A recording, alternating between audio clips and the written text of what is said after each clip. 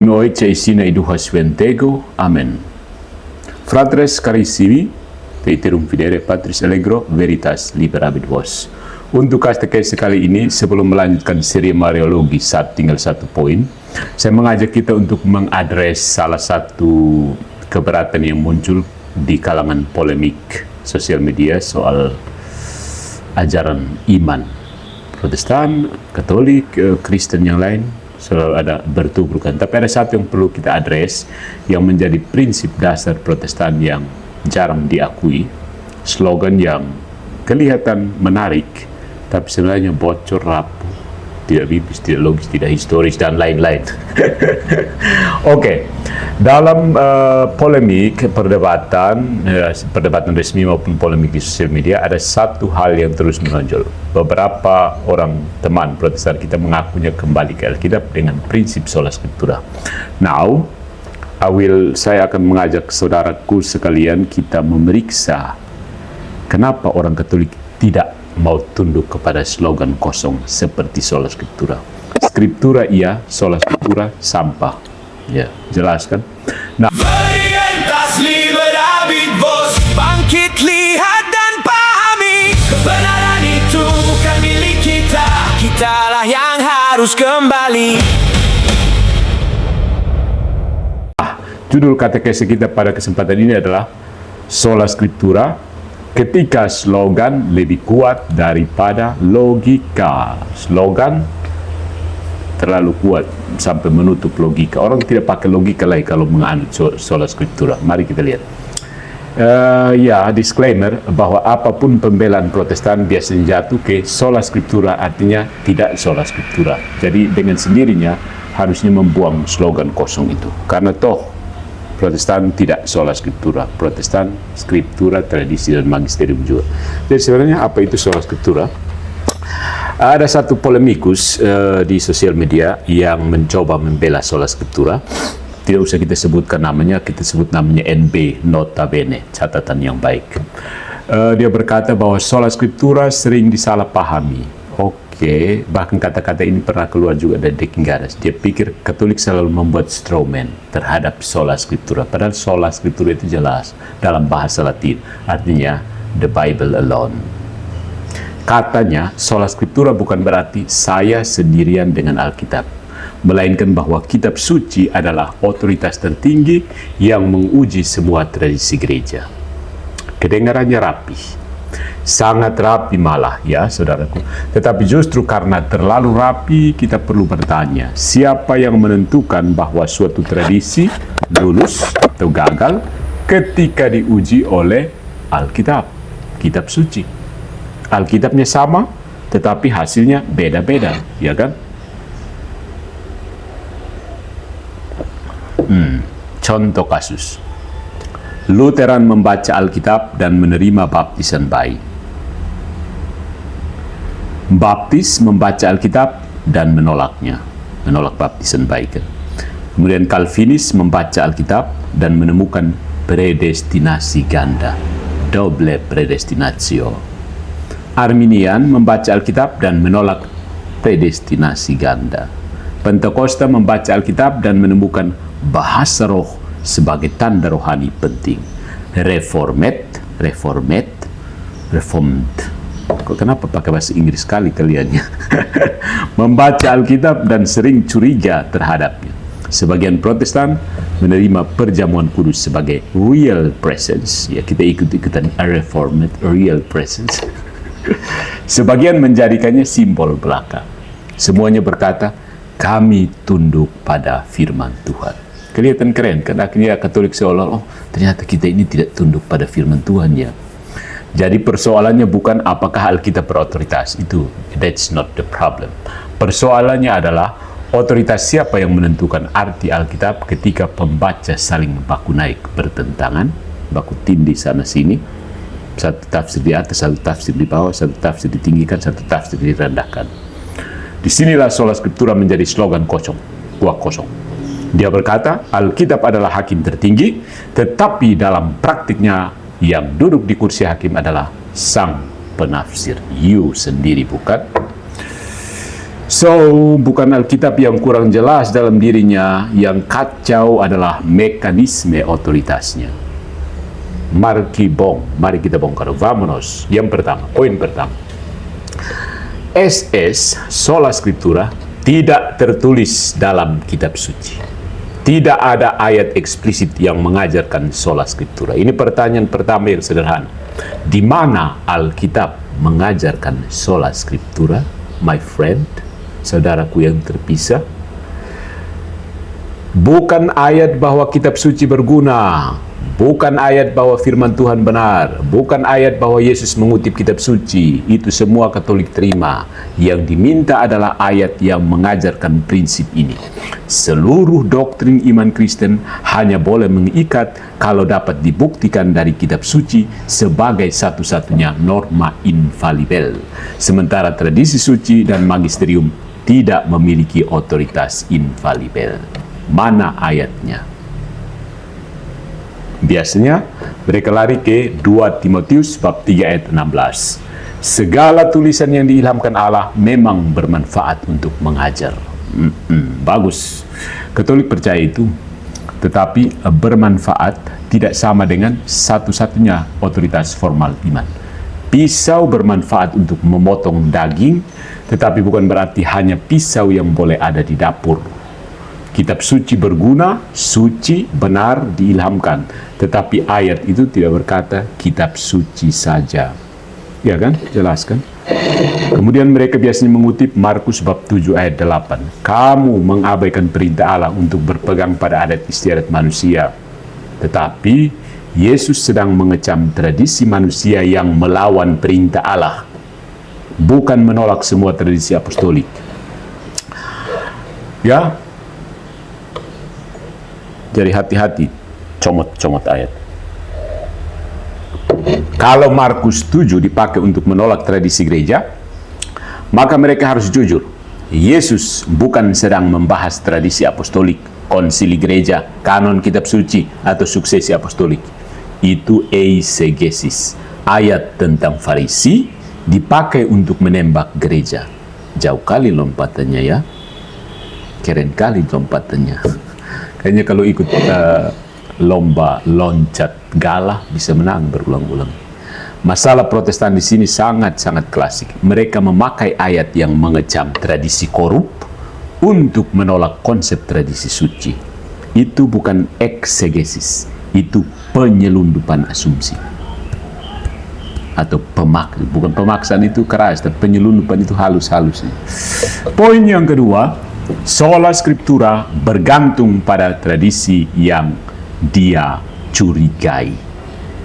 Mana pula itu ya?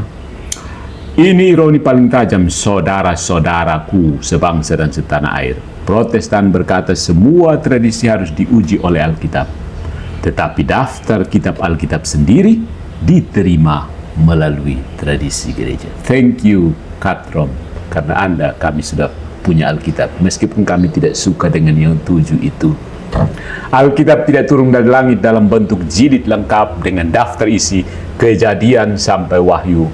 Kanon kitab suci dikenali, diterima, diwariskan di dalam kehidupan gereja.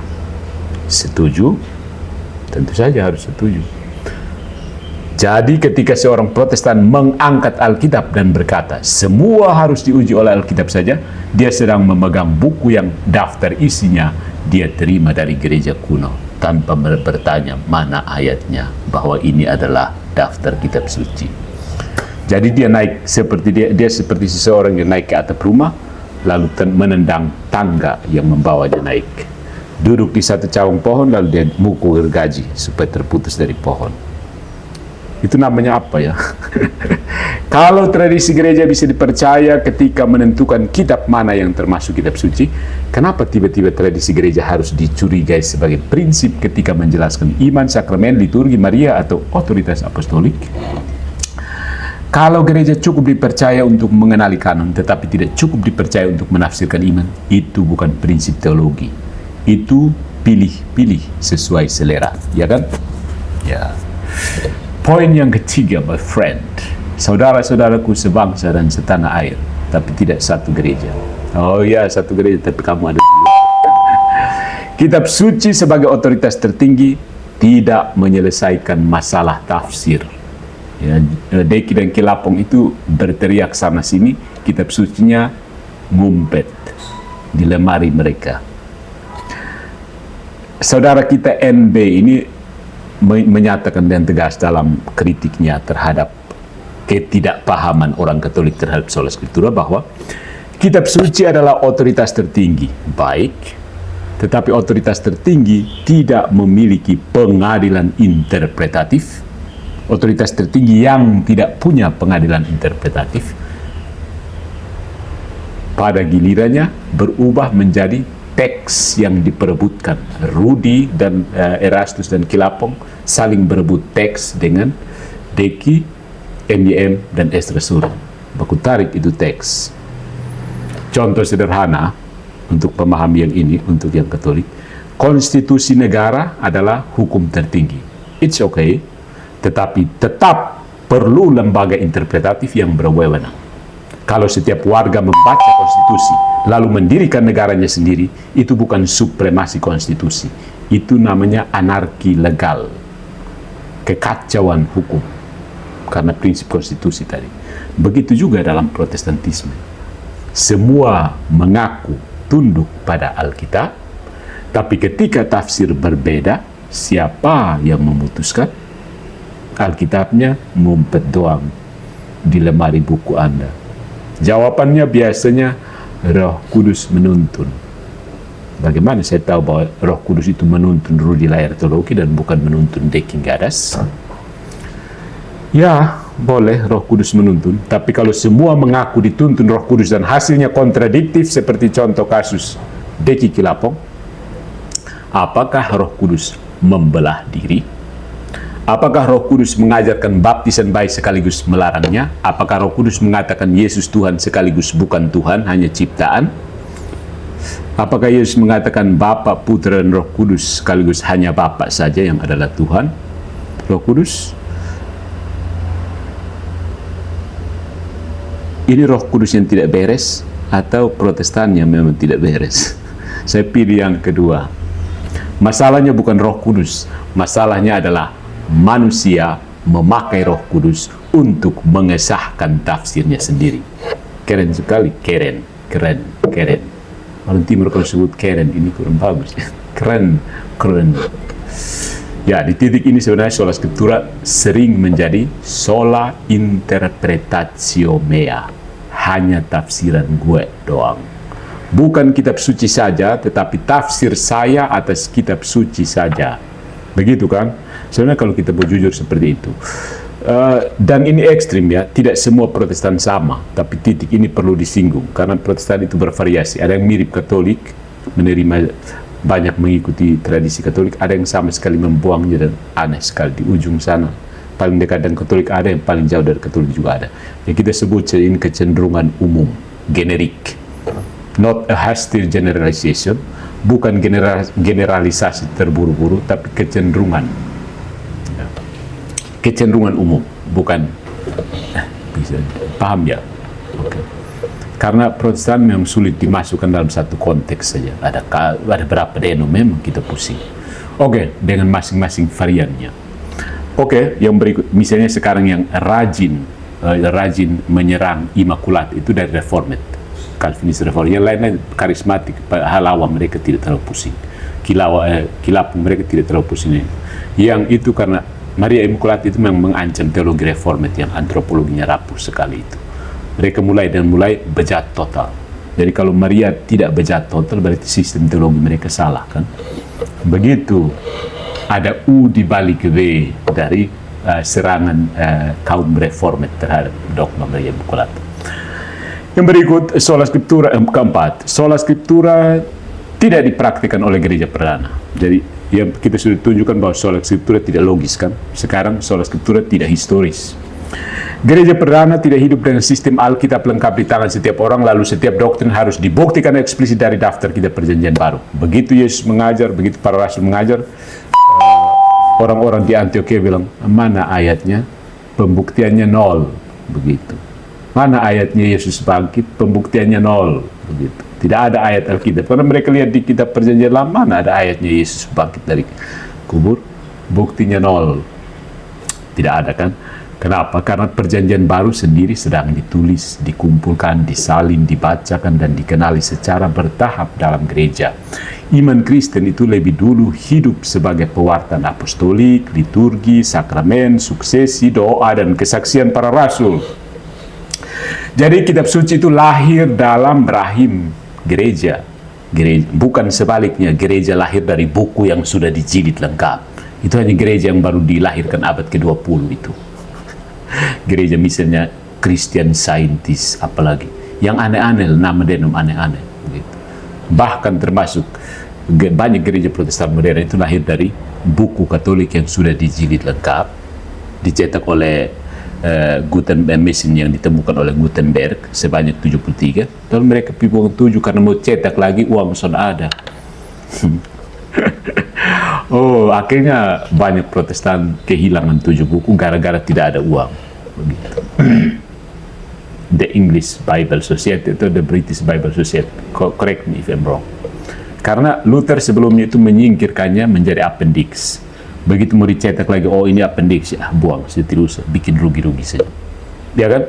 Begitu firman Allah itu diturunkan, pertama diturunkan menjadi apokrif, kemudian diturunkan sama sekali tidak masuk Alkitab. Itu kurang ajar namanya. Oke, jadi kita lanjut dulu ya. Iman Kristen itu lebih dahulu dia hidup sebagai pewartaan apostolik, liturgi, sakramen, suksesi, doa, dan kesaksian para rasul ya. Bukan teks tertulis yang jelas, eksplisit mana ayatnya. Jadi ini bukan merendahkan kitab suci, my friends, mi amigo, mis amigos. Justru sebaliknya, kita menghormati kitab suci sesuai realitas historisnya. Kitab suci adalah sabda Allah tertulis yang diberikan kepada gereja, dibaca dalam gereja, dijaga oleh gereja, dan ditafsirkan dalam iman gereja. Jadi kalau sudah di anatema, ya tahu diri. Tidak usah datang korek-korek gereja lagi. Kau gas di situ.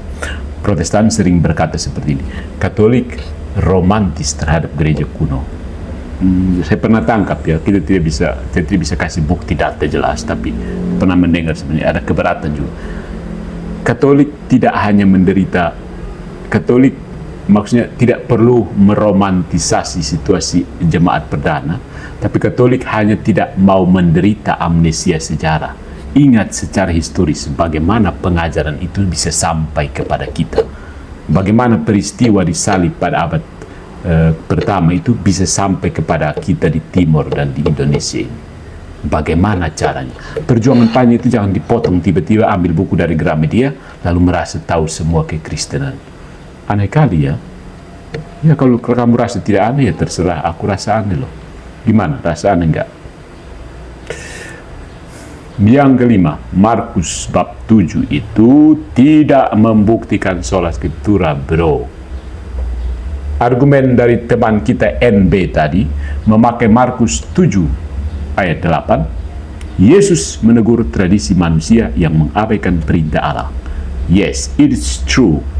That's correct. Katolik juga menolak tradisi manusia yang melawan Allah. Tetapi dari ayat itu tidak otomatis keluar kesimpulan, maka semua doktrin harus berdasarkan kitab suci saja dan gereja tidak punya otoritas infalibel. Itu namanya lompat kodok logika, loncatan logika. Struktur salahnya begini, mari saya kasih tunjuk. Premis pertama, Yesus mengecam tradisi manusia yang melawan perintah Allah. Premis kedua, Katolik memiliki tradisi suci. Kesimpulannya, tradisi Katolik melawan firman Allah. Nyambungnya di mana? Coba lihat, premis pertama, Yesus mengecam tradisi manusia yang melawan perintah Allah. Oke? Yang kedua, Katolik memiliki tradisi suci.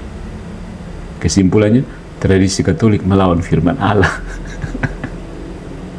Ini sudah cacat sejak awal ya. Premis keduanya tidak membuktikan bahwa tradisi Katolik sama dengan tradisi Farisi. Itu hanya asosiasi retoris. Sebuah label ditempel, lalu diperlakukan sebagai bukti. Ya, Protestantisme berkembang dengan trik seperti ini. Kalau mau jujur, saudaraku yang terkasih sebangsa dan setanah air, Markus bab 7 hanya membuktikan satu hal. Tradisi yang melawan Allah harus ditolak. Dan itu Katolik setuju. Tetapi Markus bab 7 tidak sama sekali membuktikan bahwa semua tradisi apostolik harus tunduk pada tafsir privat Protestan abad ke-16 dan turunannya. Tidak ada di situ. Itu bukan. Markus 7 tidak menuntut bahwa semua tradisi itu harus tunduk pada tafsir pribadi Protestan pada abad ke-16 dan seterusnya. Paham tidak satirnya di sini? Oke, kita lanjut ke poin yang ke-6. 1 Timotius bab 2 ayat 5. Ya, biasanya kalau teman-teman kita polemikus itu kalau ya mencoba membuat bantahan, mereka selalu kasih misalnya fokus ke satu lalu dikelilingi dengan tari-tarian yang tambahan-tambahannya sebenarnya tidak penting. Misalnya contoh ini, ketika berbicara tentang sola scriptura, ketika berusaha untuk membela sola scriptura, dia masih sisipkan ini lagi. 1 Timotius bab 2 ayat 5 tidak soal doa para kudus. Nah, Gereja Katolik menegaskan teks itu tidak membatalkan sama sekali doa para kudus. Beritahu kamu pendeta dong. NB, teman kita yang polemikus tadi, memakai 1 Timotius bab 2 ayat 5. Karena Allah itu Esa pula Dia yang menjadi pengantara antara Allah dan manusia, yaitu manusia Kristus Yesus. Oke? Katolik percaya sepenuhnya Kristus adalah satu-satunya pengantara dalam arti ontologis redemptif, kenyataan penebusan. Hanya Dia Allah manusia, hanya Dia menebus dosa, hanya Dia memperdamaikan manusia dengan Bapa melalui salib, cross. Tetapi dari situ tidak berarti semua bentuk doa syafaat makhluk harus dihapus. Itu namanya fallacy of non sequitur, tidak mengikuti. Kesimpulan tidak mengikuti premis. Kalau 1 Timotius bab 2 ayat 5 berarti tidak boleh ada perantaran doa sama sekali, maka mohon doa restu itu berhala. Ya. Mohon minta teman mendoakan kita itu salah. Tolong doa besok beta mau ujian ASN ini. Pendeta mendoakan jemaat juga salah. Lu angkat diri jadi pengantara di situ. Ibu mendoakan anak lebih salah lagi. Ibu jangan berdoa. Di doa ibuku namaku disebut, itu apa? Lagu Protestan, lagu dari penciptanya Protestan yang tanpa sadar melanggar sendiri. Dia ikut Katolik, lagunya lebih Katolik daripada orangnya. Ibu mendoakan anak juga salah. Paulus meminta doa jemaat, apalagi salah besar itu Paulus. Padahal dalam kitab suci doa syafaat justru diperintahkan. Hecet, nanti ada keberatan. Oh, itu kan dong masih hidup. Oke, itu soal lain lagi. Jadi distingsinya jelas. Tapi dari sini kita bisa tahu kan, satu sentuhan kepada satu doktrin yang nampaknya remeh, kecil, itu justru mengganggu keseluruhan kekristenan. Jadi ketika teman-teman Protestan bilang, kok pusing peduli sekali dengan Maria nggak penting-penting amat, tapi itu sebenarnya mengganggu seluruh kekristenan. Tapi mereka tidak paham itu. Mereka pikir Katolik lari-lari ke sana ke sini. Ketika mereka mengajak untuk fokus pada satu, sebenarnya mereka mau potong saja untuk bermain di situ. Karena kalau misalnya kita ajak untuk lihat seluruh permukaan, mereka seharusnya tidak konsisten. Argumen ini dipakai untuk sana, kalau dipakai lagi untuk sini nanti tidak bisa, nanti menghapus ini. Dan mereka argumennya pindah-pindah, kutu loncat atau katak melompat. Ya, harus begitu. Kalau diajak untuk melihat secara komprehensif, mereka tidak sanggup. Karena ya tidak tahulah. Karena apa? Fragmentasi itu ada dalam DNA mereka, termasuk fragmentasi ayat-ayat suci, ayat-ayat kitab suci maksudnya. Ayat-ayat dari kitab suci itu beda dari ayat-ayat suci. Oke, jadi distingsinya begini, perbedaannya begini soal syafaat dan one mediator itu. Kristus adalah mediator penebusan. Para kudus adalah pendoa syafaat partisipatif, mediator partisipatif, bukan sumber keselamatan. Apa yang hilang di sini? Protestan itu pandangannya kompetitif. Katolik itu pandangnya partisipatif. Mari kita sadari asumsi masing-masing. Masalah Protestan adalah mereka sering gagal membedakan mediasi absolut Kristus dan partisipasi makhluk dalam doa Kristus. Akhirnya semua partisipasi dicurigai sebagai kompetisi. Ini bukan kristologi tinggi, ini namanya logika kecemasan, logika kekhawatiran. Kenapa teologi dibangun di atas sistem kekhawatiran? Atau memang sudah dipredestinasi untuk khawatir bahwa Kristus akan kalah saing dengan makhluknya sendiri? Ada makhluk yang lebih hebat dari Tuhan yang bisa menjadikan makhluk dari Tuhan itu setara dengan Tuhan? Absurd, bukan? Oke lah. Jadi seolah-olah kecemasannya, kekhawatirannya ada di mana? Seolah-olah ini maksudnya apa ya? Seakan-akan. Kata bahasa Indonesia kadang-kadang menarik ya. Seolah-olah, seakan-akan. Kemuliaan Kristus begitu rapuh sampai doa Maria dapat menguranginya. Begitu orang Katolik menoleh ke Maria, Tuhan Yesus langsung kolaps, berantakan. Yesus model apa itu? Itu kayak Yesus yang gara-gara Yesus yang punya adik kandung terlalu banyak, itu model begitu. Begitu Maria dilihat sedikit saja, Yesusnya langsung kolaps bersama adik-adiknya. Cemburu kali Yesus ya. Oke. Itu satirnya ya. Kita lanjut ke fokus yang berikut. Ya, ada ungkapan yang menarik dari polemikus Protestan juga. Fokus kepada Kristus, jangan kepada yang lain-lain. Oke. Tapi itu tidak sama dengan menolak semua yang berhubungan dengan Kristus. Jangan mempreteli Kristus dan membiarkannya telanjang di atas bukit Golgota, bahkan tanpa salibnya sendiri. Let's elaborate. Protestan sering berkata, fokus utama iman Kristen adalah Kristus. Oke, Katolik menjawab, amin, haleluya, puji Kristus. Tetapi pertanyaannya, which Christ? Kristus yang mana? Kristus yang mana? Kristus yang tanpa gereja, Kristus tanpa sakramen, Kristus tanpa tubuh historis, Kristus tanpa ibu, Kristus tanpa tradisi apostolik, Kristus tanpa liturgi, Kristus tanpa otoritas yang dia dirikan. Kristus bukan ide abstrak. Dia bukan konsep yang melayang di kepala pembaca Alkitab. Kristus berinkarnasi. Dia masuk sejarah.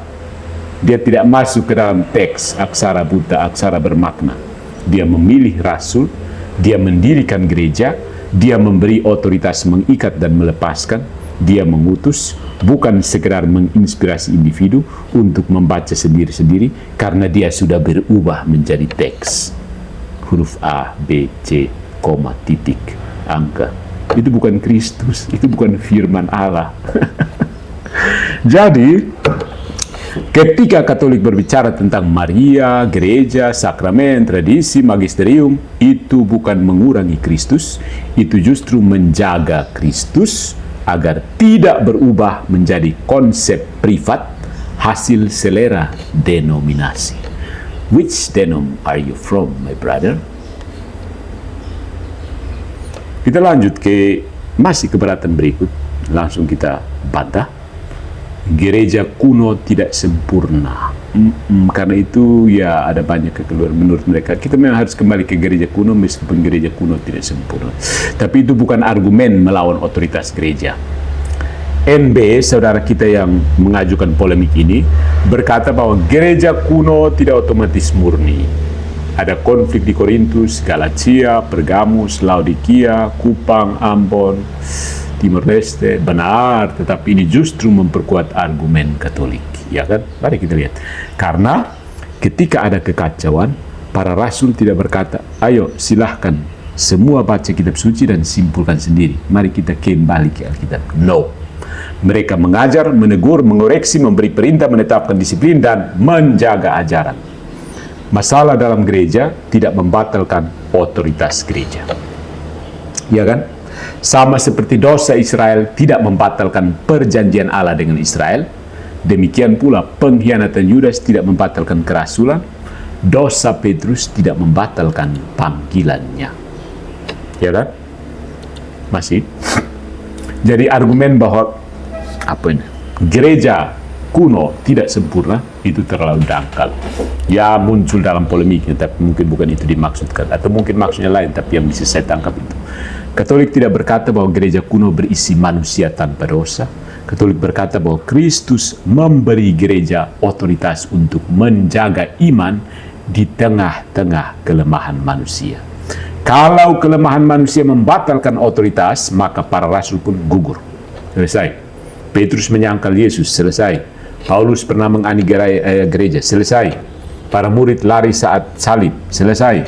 Tetapi Allah memang selalu bekerja melalui manusia yang rapuh.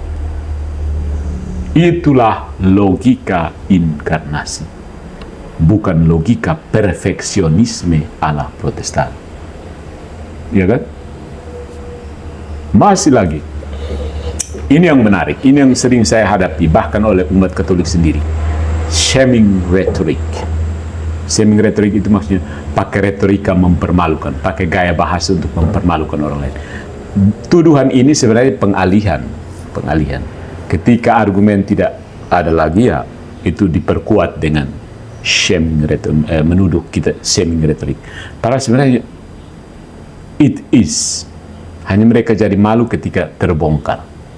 Mereka menjadi ashamed saat memang terbongkar. Kemudian kita dituduh membuat mereka jadi malu, shaming rhetoric. Oke, untuk sementara kita terima, kita mengaku salah.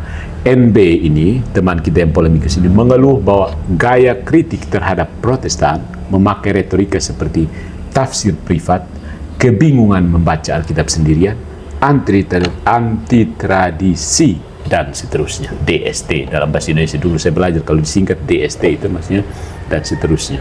Itu masih berlaku kah? Kalau sudah tamat SMA Tuhan. Baik, tapi mari kita pisahkan gaya dan substansi. Gaya, substansi. Kalau substansi kurang, nanti kelebihan gaya. Biasanya kalau substansi tidak ada, diperbanyak di gaya. Apakah benar dalam Protestantisme tidak ada otoritas final yang kelihatan, historis, dan mengikat semua dominasi? Benar, ya kan? Coba saya tanya ulang. Benarkah dalam Protestantisme tidak ada otoritas tafsir final yang kelihatan, historis, dan mengikat semua dominasi? Benar tuh. Apakah benar? Benarkah? Benarkah? Apakah benar? Benarkah? Apakah? Is it true? Apakah benar Protestan sering menolak dogma Katolik bukan karena Alkitab eksplisit melarangnya, tetapi karena tafsir Protestan tidak menerimanya? Ya kan, orang Katolik tanya balik di teman-teman polemikus. Tunjukkan ayatnya Maria melakukan dosa, atau tunjukkan ayatnya dia bersetabah dengan suaminya. Tidak ada. Dia bersetabah dengan suaminya. Tidak ada ayat eksplisit. Jadi bukan karena eksplisit Alkitab melarang, tapi karena tafsir Protestan tidak terima. Begitu. Nah, apakah benar prinsip mana ayat eksplisitnya sering dipakai tidak konsisten karena banyak doktrin Protestan sendiri tidak dirumuskan dengan ayat eksplisit satu kalimat? Benar. Ya. Jadi menyebut tafsir privat itu bukan sekedar hinaan, itu diagnosis. Itu bukan menghina, tafsir sendiri-sendiri. Ya, kebetulan orang, ya contohnya teman-teman dari, ya kebanyakan dari jemaat non-Katolik, orang Kristen tapi bukan Katolik, itu selalu cari konten religi yang menurut mereka cocok supaya ya minta pengajaran, karena tidak ada otoritas. Ya, mereka bisa suka, kadang-kadang mereka senang yang Katolik punya, maksudnya cari di situ kepastian dari Katolik punya. Poin siapa yang omong yang bagus menurut mereka, kalau tidak bagus mereka hantam di situ. Kalau tidak sesuai dan tidak cocok dengan mereka punya tafsir Alkitab, mereka langsung hantam, mau Katolik, mau Advent, mau apa. Pokoknya kalau cocok dia akan terima, puji-puji. Kalau tidak cocok dia kebas di situ. Tidak ada apa-apanya. Nah, begini analoginya, kalau seorang dokter berkata pasien demam, itu bukan shaming itu pemeriksaan suhu namanya. Saya bukan dokter, tapi ya biasanya begitu saya lihat begitu sih. Kalau dokter bilang, oh kamu demam loh, kamu harus begini, lambung kamu itu sakit, itu dia mempermalukan. Tidak, itu periksa dan tahu. Nah, the 10th point is sola scriptura menghasilkan kontradiksi praktis. Ini tidak bisa dihindari. Ya, mari kita susun dalam silogisme sederhana supaya bisa diikuti kan. Premis pertama begini: kalau prinsip iman berasal dari Allah, prinsip itu harus koheren dan bisa menjaga kesatuan ajaran iman, ya kan? Kalau prinsip iman itu berasal dari Allah, prinsip itu harus koheren dan bisa menjaga kesatuan ajaran iman. Oke? Tanggapan. Yang kedua, sola scriptura tidak menyediakan otoritas tafsir final yang kelihatan dan mengikat, bukan? Yang ketiga, tanpa otoritas tafsir final, setiap kelompok bisa mengklaim tafsirnya sebagai Alkitab, ya kan? Dan yang keempat, dalam sejarah Protestan, hal ini menghasilkan fragmentasi doktrinal yang nyata, ya kan? Contohnya Arminian, Calvinis. Kesimpulannya, sola scriptura gagal sebagai prinsip formal kesatuan iman. Ingat, premis pertama, kalau prinsip iman berasal dari Allah, prinsip itu harus koheren dan bisa menjaga kesatuan ajaran iman. Kesimpulannya, sola scriptura bukan ajar prinsip dari Allah. Sola scriptura bukan prinsip iman yang berasal dari Tuhan. Iya kan? Atau lebih singkatnya begini. Premis pertama, Protestan berkata semua doktrin harus diuji oleh Alkitab. Premis kedua, tetapi doktrin sola scriptura sendiri tidak diajarkan secara eksplisit oleh Alkitab, ya kan? Kesimpulan, maka sola scriptura gagal menurut standarnya sendiri. Menurut standar sola scriptura itu tidak gagal, tidak jadi. Nah, ini pukulan yang sebenarnya fatal, mematikan. Tapi ya namanya juga slogan kan. Slogan itu kayak propaganda untuk kayak film pesta babi. Sebuah prinsip yang tidak lolos ujiannya sendiri tidak layak menjadi fondasi iman.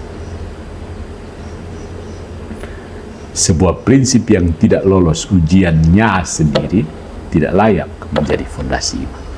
So, my friends, sola scriptura itu indah sebagai slogan, sangat-sangat menarik sebagai slogan, tetapi sebagai sistem rapuh, sangat-sangat rapuh. Ya. Jadi apakah Katolik salah paham terhadap sola scriptura? Sonde bro, Katolik pernah salah paham terhadap sola scriptura. Itu bahasa Latin, bahasanya orang Roma. Yang menariknya, ini tambahan catatan dari saya, ada beberapa yang paham kedua. Banyak sebenarnya teman-teman Protestan yang sudah mengaku adanya sesuatu yang tidak beres dengan sola scriptura. Makanya mulai muncul istilah yang aneh-aneh. Ada tota scriptura, nuda scriptura, dan menurut saya yang paling aneh itu solo scriptura. Istilah yang bertabrakan dengan gramatika Latin ini terpaksa dibuat supaya kesalahan sola scriptura bisa dilempar ke solo scriptura. Ya kan? Karena mereka paham bahwa memang sola scriptura itu tidak mungkin. Jadi biar kita maksudnya bukan sola scriptura, kita maksudnya kalau yang sola scriptura kita geser jadi solo scriptura. Padahal konstruksi sola scriptura itu dalam bahasa Latin itu fake gramatik, secara gramatika salah. Kenapa? Scriptura bentuk feminin, kalau bertemu dengan solus dia tidak bisa menjadi solo, dia harus jadi sola. Jadi solo scriptura itu fake, ya kan? Ya memang sebagai istilah teologis tapi dibuat, dan itu orang tahu bahwa kamu terpaksa buat istilah yang tidak ada untuk menyelamatkan muka sola scriptura, sehingga kamu bisa tetap bebas dengan sola scriptura. Kesalahannya dibebankan kepada istilah buatan baru itu, solo scriptura. Trik yang bagus ya, good job, nice try. Jadi seperti ini. Katolik bukan salah paham terhadap sola scriptura, bukan membuat strawman, bukan membuat karikatur. Apapun penjelasan yang berubah-ubah dari Protestan itu orang Katolik ikut terus. Ya, mau dari Westminster kah, mau dari tiap pengkhotbah yang menjelaskan, ikuti terus. Intinya lari-lari terus. Katolik justru memahami kelemahannya terlalu jelas. Yang sering terjadi adalah pembela sola scriptura mengganti definisi setiap kali diserang. Itu yang terjadi. Ya. Para pembela sola scriptura itu selalu sibuk mengganti, shifting the definition. Setiap kali ada serangan dari Katolik. Kalau dikritik sebagai individualisme, mereka berkata, bukan begitu, kami menghargai tradisi. Kalau ditanya soal otoritas tafsir final, mereka kembali berkata, Alkitab yang tertinggi. Kalau ditanya siapa yang menentukan arti Alkitab, mereka berkata, Roh Kudus. Kalau ditunjuk hasil tafsir saling bertentangan, mereka berkata, yang lain tafsir salah, itu kelemahan manusia. Putarnya begitu terus, seperti gasing. Ya, gasing kadang-kadang berputar-berputar. Ya, dulu saya masih kecil juga main gasing yang dari kayu. Kalau dililit pakai tali, orang daun tahu itu tali twist tape. Lalu kita uji, putar. Gasing putar-putar, tapi putarannya selalu ada waktu. Ini tidak, ini kayak apa? Putar terus kayak rotasi bumi ya. Seperti roda tanpa poros. Ini analogi tepat, roda tanpa poros. Menggelinding kemana dia mau. Jadi kesimpulannya, my friends, ini bukan disclaimer sekali lagi, ini bukan serangan terhadap kelompok jemaat tertentu di luar gereja Katolik, bukan. Ini serangan terhadap prinsip sola scriptura itu sendiri. Nah, orang-orang Protestan dalam jemaat tertentu bukan identik dengan sola scriptura, itu harus penting dicatat. Tidak identik, kita pisahkan dan tegas. Buat distingsi, ada gagasan sola scriptura, ada orang Kristen yang tulus, jujur, mencari kekudusan dan mau mencintai Tuhan. Bedakan. Jadi sola scriptura itu bukan kembali ke Injil murni. Sola scriptura adalah proyek teologis yang menjadikan kitab suci sebagai mahkota. Ini bahasa analogis. Mahkota. Kitab suci memang mahkota di atas, tetapi diam-diam menaruh mahkota itu di kepala sang penafsir. Kayak gini. Jadi sayalah, tapi saya pakai kitab suci di sini. Jadi kalau saya sudah pasang kitab suci di kepala saya, you tidak bisa omong apa-apa lagi. Alkitab mengatakan bahwa you itu salah. Alkitab mengatakan bahwa you itu bidat. Alkitab mengatakan bahwa, keren sekali ya. Di depan ini hanya modal apa? Kamera dan mikrofon. Jadi itu yang terjadi kalau Kristen dan sola scriptura itu hasilnya seperti itu.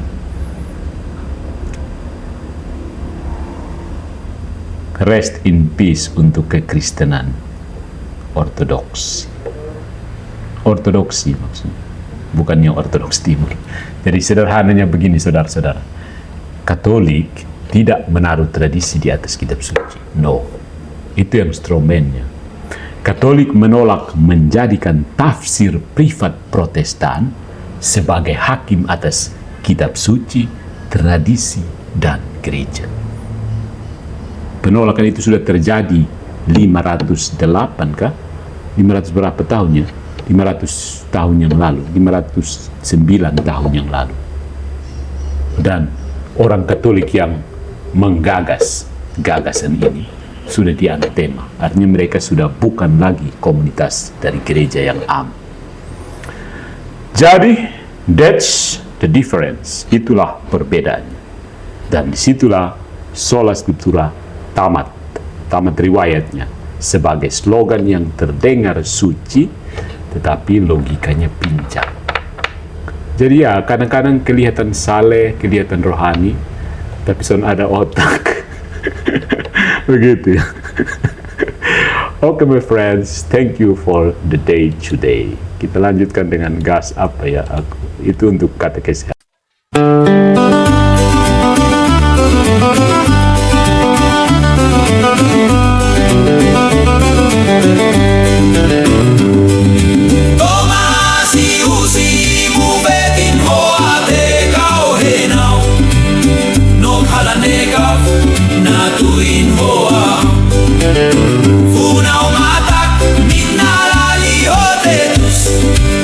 Leho muloy tan biale